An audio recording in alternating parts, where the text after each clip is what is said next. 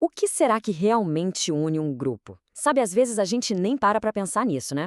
Bom, hoje nós vamos mergulhar numa ideia fascinante do autor Jim Peterson. Uma ideia que pode, olha, transformar o jeito como a gente vê comunidade e fé. A proposta é a gente questionar o que significa de verdade pertencer. E tudo começa com essa pergunta. Uma pergunta que parece simples, mas que na verdade nos coloca diante de dois caminhos completamente diferentes para entender o que é pertencer. Vamos ver como a resposta para ela muda tudo. É interessante que a própria Bíblia nos dá tanto uma visão ampla, quase como um telescópio, mostrando o panorama geral, quanto uma visão mais estreita, um verdadeiro microscópio, para a gente ver os detalhes. O grande desafio é que muitas vezes as pessoas acabam escolhendo só uma dessas lentes. E claro, isso muda completamente o que elas veem.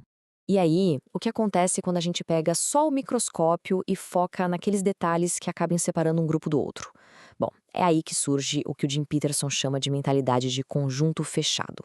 Pensa assim, num conjunto fechado, a coisa toda gira em torno da fronteira, da linha que divide. A principal preocupação é essa: quem está dentro e quem está fora. É um sistema binário, ou a pessoa pertence ou não pertence, não tem meio termo. E olha só, esses marcadores que definem a fronteira podem ser um monte de coisas. Desde a liturgia e a doutrina, até os costumes, a cultura da igreja, as prioridades. Isso cria um sistema super complexo que, no fim das contas, reforça a divisão. O grupo passa a ser definido não pelo que ele é, mas principalmente pelo que ele não é. Só que existe uma alternativa para essa mentalidade de muros. E é aqui que o Peterson nos apresenta um modelo completamente diferente, que ele chama de conjunto centrado. Nesse modelo, o foco muda radicalmente. Ele sai das bordas das fronteiras e vai direto para um ponto central que une todo mundo.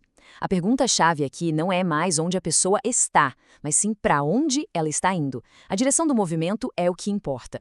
Essa frase do Peterson resume tudo de forma brilhante.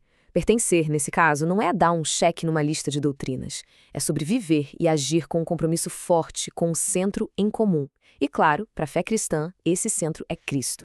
Então, vamos resumir. O ponto crucial é a pergunta que cada modelo faz. Um se preocupa com uma posição estática, estou dentro ou fora.